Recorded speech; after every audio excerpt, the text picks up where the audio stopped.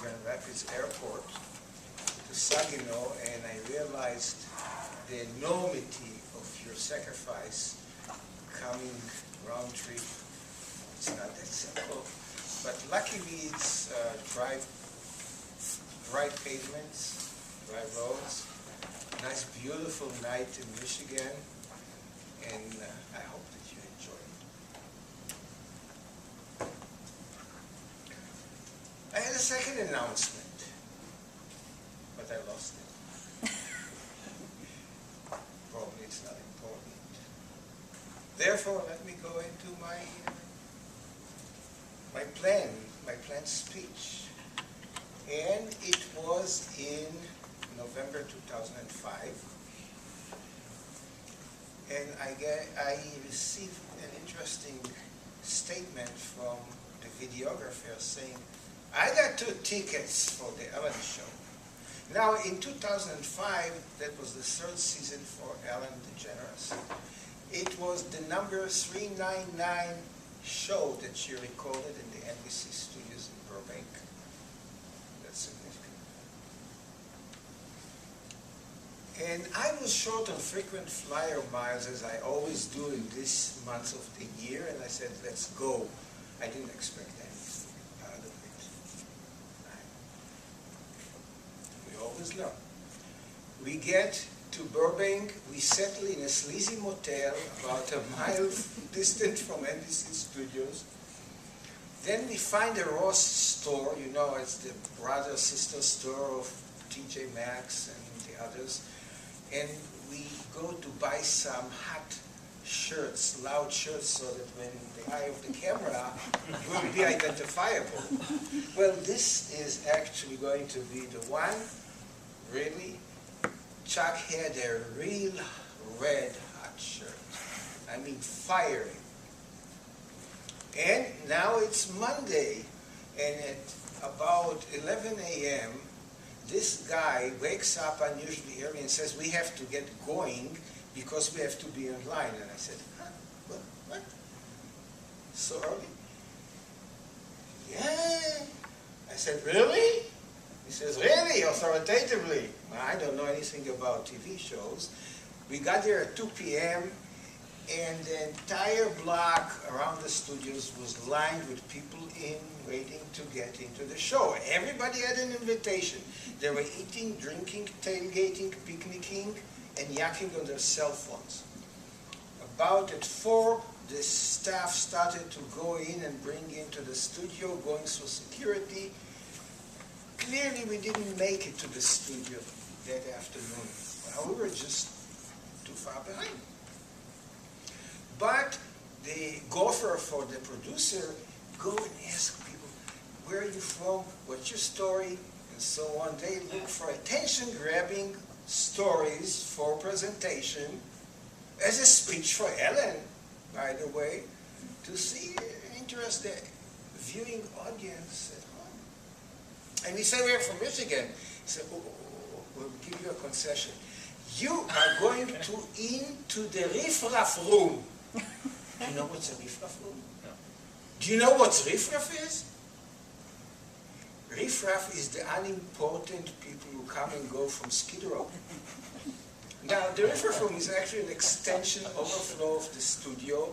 It has nothing besides carpets from ceiling to floor and walls, and in the middle there are 4 or 5 tables covered with carpets. You can sit on it or you can stand on it. It doesn't matter. There's just speakers. You can hear from what's going on in the studio. The show starts. We listen. And the gophers say to us, you know, if you'll be riotous, maybe that will attract Ellen and the camera to come visit you in the middle of the show. Well, I decided to be riotous. And I stand on one of those tables. I unbutton my shirt. I tie it up. And I start dancing and yelling. And there are majority of Ellen viewers are women. And a bunch of 5 women are after me, standing by me and throwing at me dollar bills. And shamelessly, I pick them up and I put them under my belt. Oh. You know who does that. So, and the gophers come back and say, well, you were okay, so we have a consolation prize, and we are handed Ellen t-shirts. There it is. Yep. So this is a real story. And then they say, Chuck makes friends with them, and they say, well, you're from Michigan. Well, it's good to be from Michigan for a change. And come tomorrow, and they takes out 2 tickets, number 24 and number 25. You are the head of the line tomorrow. Can you make it tomorrow? Luckily, when tickets back were on Wednesday. We show up tomorrow, Tuesday, early. And we are whisked to security, and we are seated in the middle of the studio sitting. Show starts. And Ellen starts with a spiel, and she dances, and she jumps, and then she tells us about Donna Sotolamakia. You can't forget that name from now on. Donna Sotolamakia is one of those cases that they discovered that had a problem getting. She drives a 1985 Dodge van that stalled on the wrong flat tire. She came with her mother. Oh God, what a sad story. The staff takes the 1985 Dodge for repairs.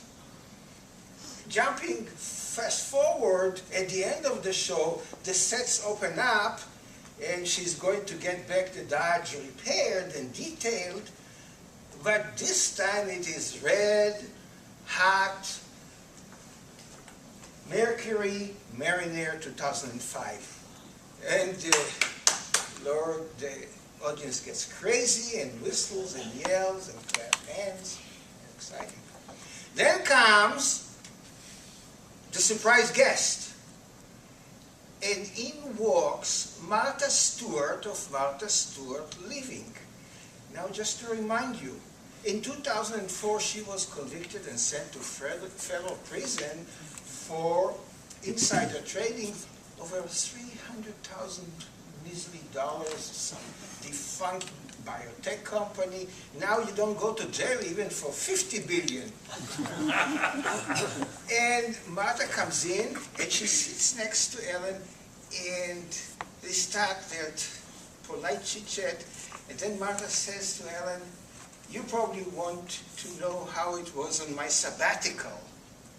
And she insists that her term in prison should be referred to as a sabbatical. She's in the sabbatical, and she tells us how she was cleaning the captains' and lieutenants' quarters for 12 cents an hour, Martha Stewart, earning every day 96 cents.